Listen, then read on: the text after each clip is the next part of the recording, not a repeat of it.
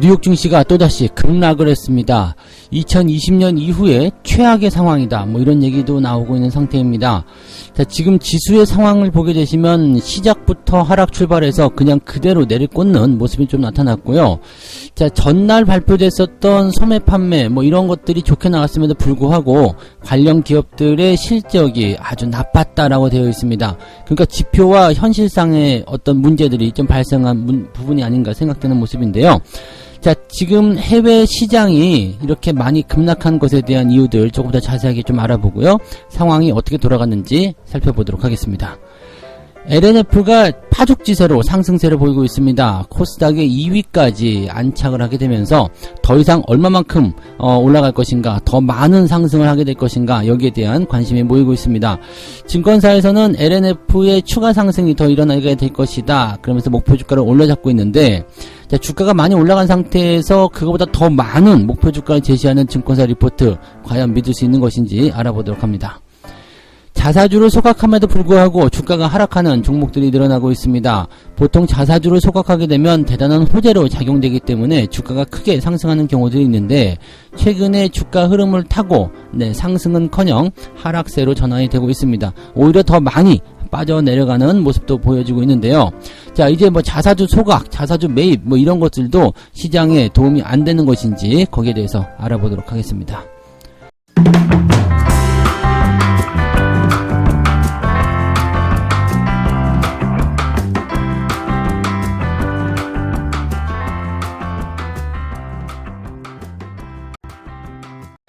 네, 반갑습니다. 오늘은 5월 19일 목요일입니다.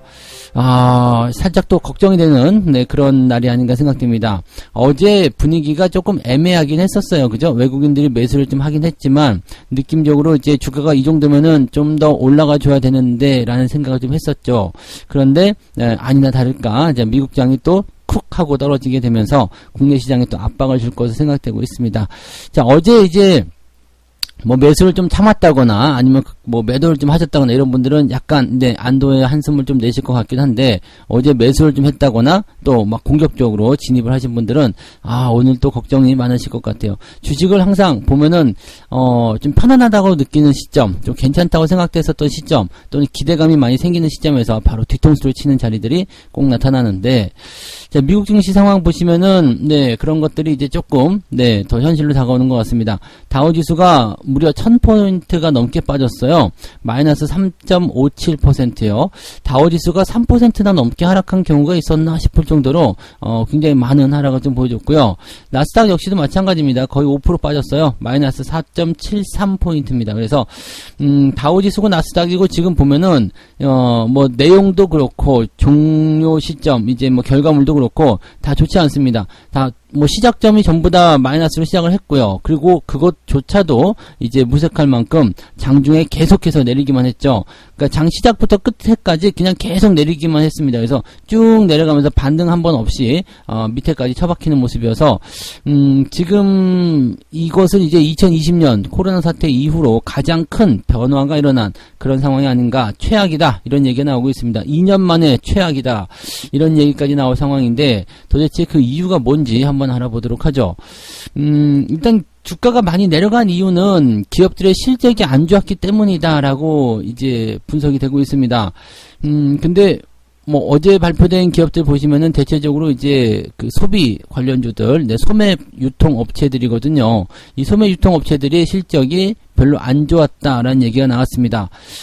근데 그 전에 발표됐었던 그런 경제 지표들 살펴보면은 괜찮았다라고 얘기가 나오는 거거든요. 이건 괜찮았는데 왜 실적이 이렇게 지금 문제가 되는 거야? 라고 볼 수가 있겠죠. 자, 이거 지금 1분기 실적입니다. 1분기 실적인데, 자, 월마트에 이어서 타깃의 실적까지도 안 좋게 나왔다라고 되어 있습니다. 월마트는 이제 실적이 안 좋게 나왔던 이유가 공급망 차질에 따른 비용 압박, 뭐 이 부분이었고, 그래서 실적이 좀 많이 줄어들었다라는 얘기가 좀 있었습니다. 그 다음에 타깃 같은 경우도 이제 예상치를 밑도는 순이익을 발표하게 되면서, 뭐 매출은 예상보다 좀 높게 나왔지만 연료비 상승, 인건비 증가 이런 것들이 부담을 줬다라고 얘기가 되어 있습니다. 그러니까 뭐 타깃이나 월마트 이런 것들이 이제 대표적인 소매 유통 업체로 되어 있지만 실질적으로는 이제 다른 기업들도 다 안 좋게 나왔을 것이다 라고 판단하시면 되는 거죠. 그래서 타깃 같은 경우는 무려 주가가 24%나 하락했고요. 월마트는 6% 하락했다. 메이시스, 콜스 이런 기업들의 주가도 10% 넘게 하락하는 모습이 좀 나타났고요. 다른 소매업체 같은 경우도 대체적으로 모두 10% 이상 급락하는 모습이 나타났다. 뭐 따지고 보면 월마트가 6%밖에 안 빠졌기 때문에 그래도 얘는 좀 잘했네 라는 식의 얘기가 나올 수 있을 것 같은 느낌이죠. 자, 소매업체들이 이제 줄줄이 급락하게 되면서 이제 주가의 하락을 이끌었다. 뭐 꼭 소매업체가 떨어져서 주가가 떨어졌다 이런 얘기가 아니라 분위기를 안 좋게 만들었다는 얘기가 되는 거겠죠.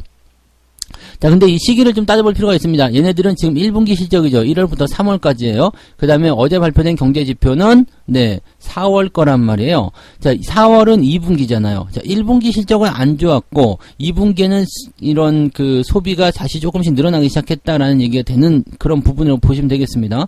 자, 기업들의 실적은 지금 이미 1, 2, 3월 달. 자, 그때는 언제였어요? 우크라이나 전쟁이 막 발발하면서 이 물건 가격이 크게 뛰어 올라갔었던 바로 그 시기죠. 그러니까 소비가 좀 주춤했을 것이다 라는 생각을 좀 해볼 수가 있었던 상황이었고요. 지금은 이제 거기에 익숙해진 이 소비자들이 이제 슬슬 소비를 확장하고 있다라는 쪽으로 해석이 될 수 있는 부분이 좀 되는 겁니다. 그러니까 경제 지표가 나중에 나왔으면 괜찮았겠죠. 그러니까 실질적으로 기업의 실적이 먼저 발표가 되고 경제 지표가 그 나중에 나왔다라면 이런 상황까지는 안 갔을 것 같은데 먼저 떨어지고 나서 회복을 하는 모습이 좀 있었겠죠. 근데 지금은 이제 경제 지표가 먼저 발표가 됐고 그다음에 실적이 발표가 됐는데 이 과거의 것이 더 현실의 것으로 생각이 되는 그런 모습이 좀 나타났다 보시면 되겠습니다. 어떻게 보면은 뭐 일시적인 부분일 수도 있겠습니다만은 뭐 확실한 것은 이제 1분기 때는 소비자들의 이런 소비가 많이 위축됐었지만 2분기 또 이제 시간이 지나오면서 이제 이런 경제 지표 또는 소비에 대한 어떤 지출 증가 이런 것들이 일어나고 있기 때문에 기업 실적이 1분기보다는 나아질 것이다라고 전망을 해볼 수는 있을 것 같아요.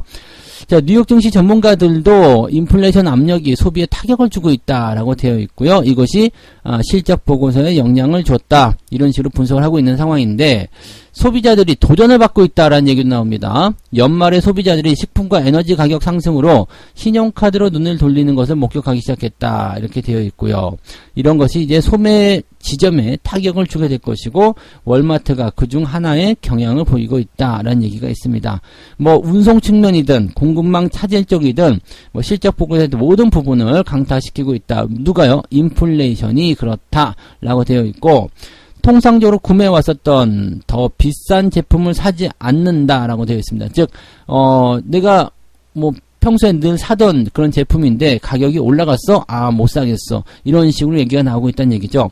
그러니까 그때는 이제 뭐 개인들의 어떤 소득이라든지 이런 것들이 많이 늘지 않았던 상황에서 물건 가격이 올라가는 부분이라면 당연히 그럴 수 있다고 생각하실 수 있겠습니다. 근데 꼭 필요한 생필품 같은 경우는 별 수 없다는 이야기 들을 수 있겠죠. 우리가 뭐 쌀 같은 경우가 만약에 5만 원이었는데 어느 날 보니까 6만 원이 되어 있어요.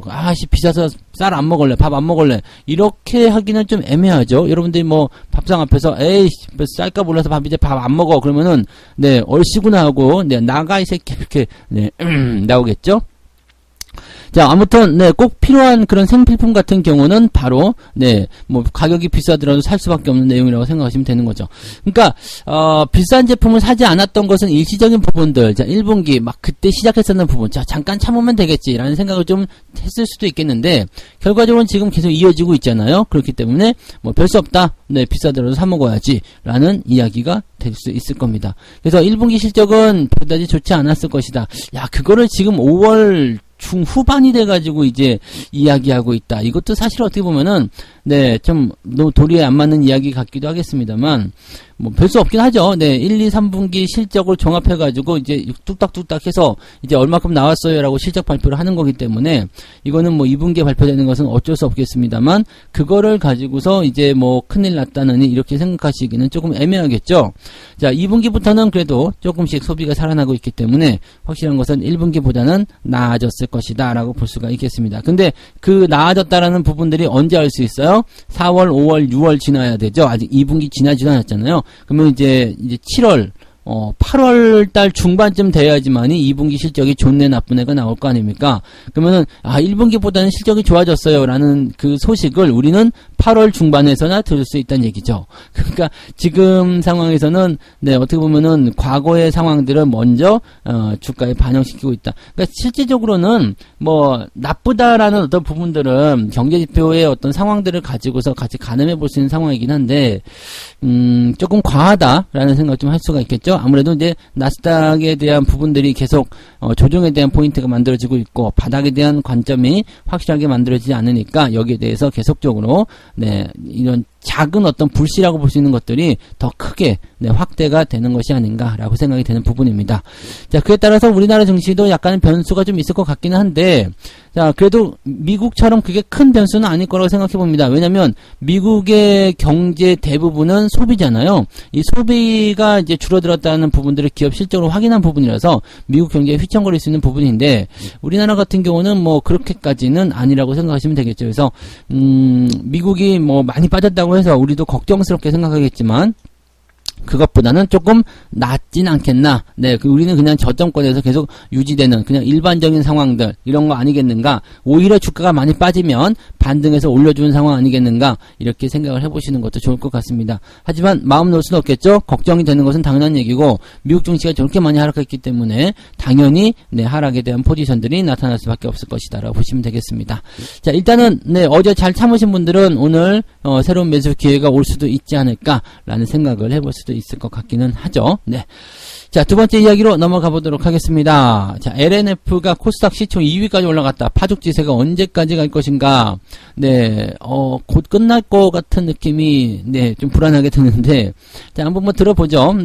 LNF가 올해 1분기 매출액으로 5,500억, 영업이익으로는 530억을 기록했다. 잘하고 있네요. 매출액 대비해서 그 정도. 근데 시총이 지금 제법 크단 말이에요. 지금, 시가총액이 거의 10조 가까이 되고 있죠. 10조 가까이 되고 있기 때문에 매출액 5,500억, 영업이익이 530억, 약간 고평가라고 봐야 되겠죠. 왜냐면은 보통 이제 시가총액하고 이제 이익률하고 봤을 때 한 10분의 1 정도 수준으로 많이들 보잖아요. 그러니까 쉽게 얘기해서 만약에 100억 매출을 가지고 있다라고 한다라면 기업의 주가는 한 1,000억 1,000억에서 2,000억 정도, 그 정도 사이 정도로, 얘기한다. 뭐, 그런 게 이제 기본적인 어떤 부분. 그냥 딱, 이게 정답입니까? 라고 얘기하면은 정답은 아니죠. 정답은 아니지만, 그냥 그 정도 통상적으로 보고 있다. 그러니까, 100억짜리 기업을 시총 어느 정도로 볼래? 그러면은, 한 1,000억, 그 정도로 본다. 이렇게 보실 수 있는 내용이 좀 됩니다. 근데 매출액 같은 부분들도 그렇게 보실 수 있어요. 매출액이 그 정도 나왔다. 그러면은 이제, 상당히 좋은 기업이다. 이렇게 보실 수 있겠죠. 그러니까, 10분의 1 정도 수준의 시총에, 10분의 1 정도 수준이라면 괜찮은 기업이에요 라는 평가를 받을 수 있는 내용인데 얘는 지금 500억인데 지금 시총이 약 10조 가까이, 약 8조 정도 되죠. 그 정도 되면은, 조금, 영업이익이 시총을 따라가지 못하는 상황. 그러니까 이거 같은 경우는 실적 대비해서 주가가 좀 높은 상황이다. 라고 볼 수가 있는 상황이 좀 되는 부분입니다. 물론 이제 시장 컨센서스보다도 더 많은 실적을 보여줬기 때문에, 괜찮은 거예요. 라고 볼 수도 있겠습니다만은, 그리고 2분기에도 실적이 좋아집니다. 라는 얘기가 나오고 있지만, 어쨌건 현재 가격대보다는 조금, 과한 수치의 그런 주가를 형성하고 있다라고 되어 있습니다. 근데 계속 좋다는 얘기밖에 안 들리죠? 좋아요. 주가가 이미 많이 올랐는데도 좋아요 얘기가 나오고 있어요. 증권사에서 주가 전망을 하는 것도 매우 긍정적으로 나오고 있고요. 지금 전체적으로 목표 주가를 높게 잡고 있습니다. 지금 11개 증권사가 전날 LNF에 대한 목표 주가를 일제히 올려잡았다. DB금융투자와 메리츠증권은 43만원까지 잡아놓은 상태였다라고 얘기가 나왔습니다. 그래요? 한국투자증권 같은 경우도 계속 좋아질 것이다라는 얘기를 하면서 지금 목표 주가를 38만원대로 73%나 상향 조정을 했고 투자 의견을 매수를 유지한다. 대다수의 기업들, 이 증권사들이 지금 LNF의 상승 여력이 높다고 평가를 하게 되면서 목표 주가를 높게 잡고 있는 상황인데, 여기서 한 가지 우리가 주목해야 될 게 있습니다. 자, 주가가 이미 많이 올라오지 않은 상황에서 목표 주가가 높게 잡혔다. 이런 경우들은 그렇게 많지는 않을 거예요. 근데 주가가 이제 막 출발하고 있는 상태야. 좋은 리포트가 나올 수도 있어요. 근데 사람들이 별로 주목하지 않는 그런 상황이긴 하죠. 왜냐면 초기에 올라오는 시점들에서는 뭐 그다지 신경 많이 안 쓰거든요. 근데 그럴 때 목표 주가들은 이런 지금처럼 크게 크게 올려잡지는 않습니다. 즉, 현재 주가가 이제 뭐 바닥이 9만원이었는데 이제 한 9만 5천원, 10만원까지 올라왔어. 그러다 보니까 증권사 리포트가 좋게 나왔어요. 앞으로 12만원까지 상승할 것. 이런 것들은 12만원을 달성합니다. 더 올라가요. 왜냐면은 가까운 시점까지의 어떤 작은 폭의 그런 목표 주가 같은 경우는 거의 현실적으로 많이 반영이 되는 부분이라서 주가가 상승하게 되는데, 이미 바닥이 5만원인데 지금 주가가 한 20만원 와 있어요. 이미 많이 올라왔죠. 한 4, 5배 올라간 상태야. 근데 여기서 증권사의 리포트가 너무 좋게 나오면서 현재 가격보다도 2배는 더 올라갈 것이다. 이렇게 얘기가 나오게 되면 그것은 약간 부담이 됩니다. 삼성전자든 뭐 LG 뭐 그런 뭐 에너지 솔루션 뭐 아니면 뭐 LG 화학 뭐 이런 기업들 보시면 아시겠지만 꼭대기에서 나오는 목표 주가 같은 경우들은 대체적으로 그때 대비해서도 2배는 더 간다라고 얘기합니다. 한참 주가가 많이 올라왔다. 또 업황이 좋다. 뉴스에서 막 이야기해주면서 뭐 증권사 리포트까지 빵빵 터져 나오는데 목표 주가를 2배 이상 높게 잡는다. 이렇게 되면은 말이에요. 100% 이상 나오는 시점은 거의 대부분 그 시점이 고점인 경우가 거의 많았다는 것을 꼭 명심하시기 바랍니다. 물론 이제 LNF의 그런 부분들은 뭐 2차전지 배터리 이런 쪽으로 봐서 중장기적인 성장성을 보일 수 있겠습니다만 중장기적인 성장성도 어차피 주가가 올라간 다음에 뭐 이제 그 상황들이 계속적으로 만들어질 수 있을 것이 봐야 되는 건데 거기에 대한 상승률을 이미 주가에 다 반영을 시켜버렸다라면 그렇게 상황을 볼 수밖에 없는 거겠죠. 그래서 지금 실적이 올라가는 것만 보고면서 계속적으로 주가가 올라간다고 생각하시면 안 될 것 같아요. 왜냐면 지금보다 2배나 더 올라간다라면은 이 코스닥 시총으로 봤을 때 15조 이상 16조 물론 가지 말라는 법은 없습니다. 코스닥 시총이 16조 20조 못 가라는 법은 없잖아요. 근데 지금 관련 업종들 같이 보세요. 뭐 에코프로비엠이라든지 천보 이런 기업들이 많이 올라와 있지만 그럼 걔네들도 같이 올라가야 된다는 얘기고요. 그래서 못 갈 이유가 뭐가 있는데 라고 하실지 모르겠지만 한번 현실적으로 한번 생각해 보시면 그게 얼마나 순식간에 치고 올라가는 모습인지 언젠가는 갈지도 모르겠죠. 근데 전체적으로 이 시장의 형평성이라는 이런 것들 고려해 봤을 때 그렇게까지 되기는 어려울 거라 보시면 되겠습니다. 그래서 지금은 오히려 증권사의 리포트를 보면서 박수를 칠 게 아니라 이 새끼들 봐라 뭔가 좀 이상한데 라는 생각으로 뭔가 주의가 좀 필요한 그런 시기라고 판단하시면 되겠습니다. 어쨌건 상승하고 있고 유지가 되고 있으면 뭐 매도하실 이유는 없겠습니다만 그렇다고 해서 뭐 증권사 리포트 좋게 나왔어. 앞으로 100% 2배씩 더 올라간대 라고 생각하면서 공격적으로 매수하실 이유도 없다라고 생각하시는 게 맞을 것 같아요. 일단은 증권사가 너도 나도 다 좋다고 얘기한다면 또 주가가 그동안 많이 올라와 있었다라면 시끄러운 상황에 놓여있는 주식이라면 또 목표 가격이 2배 이상 높게 올라가 있다라면 반드시 조심을 해보시기 바랍니다. 이거는 시간이 지나면 아실 수 있으리라 생각되는데 과거의 삼성전자라든지 LG화학 같은 경우에 증권사 리포트 발표된 것들을 한 번씩 잘 살펴보시면 도움이 되실 거라 생각합니다. 자, 세 번째 이야기로 넘어갈게요. 자사주 소각에도 힘을 못 쓰는 주가가 있다. 자, 지금 주가 방어를 위해서 자사주를 소각한 기업이 15곳이 있었는데 10곳의 주가가 오히려 하락을 했다라고 되어 있습니다. 자사주를 소각하게 되면 이 주식 유통수가 줄어들잖아요. 그렇게 되면서 이제 주주의 가치가 제고된다 뭐 이런 얘기가 있는데 이건 대단한 호재예요. 사실 뭐 자사주를 매입해서 소각시키겠다 그러면 주가가 막 삼성전자 같은 경우도 뭐 4, 5%씩 뛰어버리거든요. 근데 그런 뉴스가 나왔고 실제로 그걸 했는데 주가가 안 올라갔다. 이거는 또 억울할 수밖에 없는 얘기가 아닌가 생각됩니다. 지금 지난 3월 이후에 자사주 소각을 결정한 그런 공시기업들은 15곳인데 소각 공시 전 거래일 주가와 이날 종가를 비교한 결과 어제죠. 18일 종가를 비교한 결과 10곳의 주가가 떨어져 있다. 평균 하락률은 1%. 이 정도면 괜찮은 것 같은 느낌도 좀 있어요. 3월 이후 코스피 지수는 2.87% 떨어졌기 때문에 오히려 이것보다는 좀 선방한 거 아니냐라고 생각을 할 수도 있을 것 같긴 하네요. 그죠? 일단 떨어졌다. 여기에 호재인데도 주가가 떨어졌어? 라고 생각하는 것으로 보면은 좀 그렇긴 한데 오히려 시장보다는 좀 덜 떨어졌어 라고 본다면 뭐 어느 정도는 괜찮은 거 아닌가 싶기도 합니다. 근데 어쨌든 주가가 하락했기 때문에 뭐 예전만큼 호재로 작용하지 않는 것 아니냐라는 얘기가 나오는 거죠. 뭐 어떤 주식인지 한번 봐보도록 하죠. 그래서 4월 22일 날 DCM 같은 경우가 이제 마이너스 15.46%. 이건 좀 많이 빠졌네요. 펄 어비스, 야, 게임주가 들어가 있었군요. 5월 2일 날, 네, 자사주 소각 공시를 했는데, 이게 마이너스 15%, 14.81% 하락을 했고요. 증권사 쪽에서도 메리츠 금융지주, 다올 투자증권, 미래에셋증권 이런 기업들이 9%, 4%씩 하락하는 모습이 좀 있었습니다.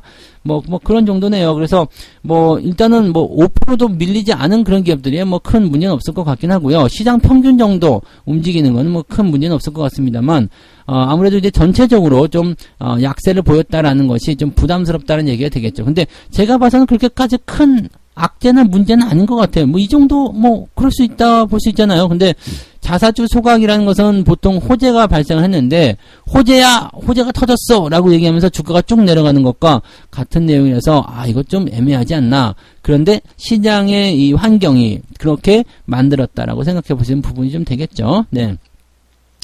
자사주 소각은 말씀드렸다시피 회사의 회사가 자사의 주식을 매입을 해서 소각을 하면서 유통 주식수를 줄여가지고 주주 가치를 제고시키는 방법입니다. 그래서 지금 보통 보면 이제 주가 많이 떨어져 있을 때 사가지고 이제 많이 도움을 좀 주기도 하고요. 주가가 저평가됐어 라는 이야기들을 시장에다가 제공해 주기 때문에 대체로 좀 올라간다고 보시면 되겠죠. 문제는 이제 기업이 매입을 해놓은 자사주가 있다면 주주들이 추가 소각에 대한 요구를 또 하게 될 가능성이 높고, 또 그게 아니라도 자사주 매입 좀 해줘라, 주가 많이 떨어졌다, 이렇게 방어 좀 해줘라, 이런 식으로 요구가 요즘에도 계속 나오고 있어서 기업들이 지금 좀 힘들다라고 얘기를 좀 하고 있는 모습인 것 같아요. 자, 어쨌건 자사주 소각은 호재입니다. 호재고, 이거 공시해놓고 나서 주가가 떨어지고 나니까 이게 뭐야, 악재입니까? 라고 물어보시는 분 계시는데, 자사주 소각은 일단 무조건 호재예요. 호재이기 때문에 여러분들 자사주 소각한 기업들은 지금 당장은 아니더라도 언젠가는 올라가게 되겠죠. 근데 물론 이것도 마찬가지예요. 주가가 많이 올라간 상태에 있는 종목군들은 아무리 호재가 아니라 호재 할아버지가 오셔도 절대로 올라갈 수가 없다는 것만 꼭 기억하시기 바랍니다. 그리고 많이 올라간 상태에서 주변에서 자꾸 거기에 대해서 박수를 치게 된다면 조심하시기 바랍니다. 게임주들이 특히 그런 모습 좀 많이 보였었죠. 그래서 펄업에서의 주가가 아주 큰 폭으로 떨어진 것도 그런 쪽으로 해석을 좀 해볼 필요가 있겠습니다. 아무리 좋은 호재가 있어도 그거보다 더 큰 악재가 있거나 그거보다 더 큰 매도가 나오게 되면 주가는 빠질 수밖에 없다는 것을 꼭 기억하시기 바랍니다. 자, 이렇게 해서 세 가지 이야기 전달해드렸는데요. 오늘은 약간 걱정되는 날이죠. 기업 실적의 악화로 나스닥이 급락을 했는데, 이렇게까지 할 필요가 있나 싶기도 하는 내용이기도 하겠고요. 또 어떻게 보면 우리나라는 관련이 없을 수도 있다, 이렇게 볼 수도 있는 부분일 수도 있겠습니다만, 어쨌든 좀 그렇습니다. 근데 냉정하게 분석을 하게 되면 1분기 실적이 악화된 거고, 그 다음에 2분기로 넘어간 시점에서의 소매와 관련된 그런 경기와 관련된 경제지표는 좋아지고 있다. 그래서 1분기 실적보다는 2분기 실적이 나아질 것이다 라고 생각되는 부분인데, 그렇게 시장이 받아들이지 않고 있다는 것이 조금 안타까울 부분이겠네요. 그래서 지금 일단은 국내 시장에 뭔가 영향을 좀 줄 수 있는 상황이지만, 아침에 많이 떨어져 버리면 오히려 반등이 나오는 시점에서 매수 기회가 생길 수도 있다는 것을 참고하시면 되겠습니다. LNF가 코스닥 2위까지 올라갔는데 계속해서 올라갈 것인가에 대한 부분에는 약간 회의감이 좀 있습니다. 일단 증권사들이 너무 좋은 이야기만 했고, 또 더 올라갈 거다 그러면서 목표 주가를 살짝만 높여 잡았으면 그럴 수도 있나 보다 생각할 수 있었겠는데 100%씩 막 2배씩 더 올라간다라고 얘기하니까, 그러면 이게 현실적으로 가능성이 있을까? 물론 주가가 다 같이 올라가 버리면 그럴 수 있어요. 근데 지금 같은 상태에서 갑자기 라는 얘기를 좀 해볼 수가 있겠죠. 얘네들이 그리고 왜 갑자기? 물론 갑자기는 아니겠습니다만 현재 시점에서 지금 굳이? 이런 생각들 드는 그런 내용을 좀 생각하셔야 될 것 같습니다. 아직은 매도나 이런 것들 보실 필요는 없겠습니다만 조심은 해야 되겠다라고 보셔야 되겠죠. 자사주 소각을 하는 좋은 재료가 나타나는데도 주가가 떨어졌다. 근데 가만 따져보니까 시장 떨어진 것보다는 그렇게 많이 빠지지 않았다는 생각이 좀 들어요. 그래서 그렇게까지 크게 부담은 아니었다 생각되고요. 어쨌든 호재는 호재였구나라고 볼 수 있는 부분이겠습니다. 자사주 소각은 호재이기 때문에 걱정하실 필요는 별로 없다라는 것으로 생각하시면 되겠고요. 뭐 자사주가 아니라 뭐 호재가 아니라 뭐 호재에 어떤 할아버지가 오셔도 안 된다고 얘기는 뭐냐면 시장이 빠지는데 뭐 용가리 통뼈가니 이상 어떻게 올라가겠습니까? 그죠? 네, 그래서 그런 부분들 보시면 이 정도면 괜찮아라는 느낌은 좀 자사주 소각이라는 호재를 갖고 있었기 때문에 버티지 않았을까라는 생각도 조금은 해보실 수는 있을 것 같습니다. 네, 아무튼 호재를 악재로 생각하지는 않으셨으면 좋겠네요. 네, 책 한 곡 읽고 마무리하도록 하겠습니다. 많은 사람들이 매매에 들어가면 통제력을 상실한다. 감정의 롤러코스터를 타고 자신을 잃어버리게 된다. 대중의 심리적 변화를 무시하면 매매로 돈을 벌 수가 없고 훌륭한 투자자가 되려면 눈을 뜨고 거래하며 실제 흐름과 변화를 인식할 필요가 있다. 주식 매매는 위험한 스포츠를 즐기는 남자에게는 제격인데 단 성공 투자자는 자신의 자금을 전문적인 스쿠버 다이버가 산소 공급기를 다루듯 한다. 무슨 얘기냐면요. 주식 매매를 하고자 하시는 분들은 이제 다이어트가 된다는 얘기예요. 막 살이 막 떨리거든. 위험하니까. 그리고 막 그냥 막, 질르는 그런 부분들 많이들 갖고 계시고, 자, 심리를 파악하지 못한 그런 투자는 절대적으로 성공할 수가 없다는 얘기입니다. 성공적으로 성공한, 그런 투자에 성공한 사람들은 자신의 자본, 자신의 자금을 어떻게 한다고요? 정말 내 목숨 줄 것 같이 소중하게 다룬다. 스쿠버 다이버에게 가장 중요한 건 뭐예요? 산소 공급기잖아요. 그걸 얼마나 애지중지하겠습니까? 자신의 목숨하고 연결되는 부분이니까. 근데 여러분들은 그렇게 안 하고 있을 수도 있다는 얘기죠. 그러니까 쉽게 생각하지 마시고요. 정말 이 돈이 소중하다, 이 자금이 너무너무 소중하다, 이것을 정말 내 목숨줄이다 생각하고 살살 다루시기를 꼭 부탁드리겠습니다. 자, 너무 서두르지 마시고요. 네, 주가 빠진다고 또 너무 슬퍼도 하지 마시고요. 자, 시장은 오히려 기회를 제공해 주는 것일 수도 있습니다. 물론 아닐 수도 있겠지만요. 하지만 이미 주가가 많이 하락해 있다는 것만 기억하시기 바랍니다. 지가 빠져봤자 얼마나 더 빠지겠냐. 나 지금까지 어차피 견뎠는데 앞으로도 어차피 여러분 선택지는 하나밖에 없어요. 버텨라, 견뎌라, 이겨내라 라고 보시면 되겠습니다. 오늘 너무 힘들어하지 마시고 화이팅 하시고요. 조금 있다가 장중시장에서 다시 또 이야기 해드리도록 하겠습니다. 고맙습니다.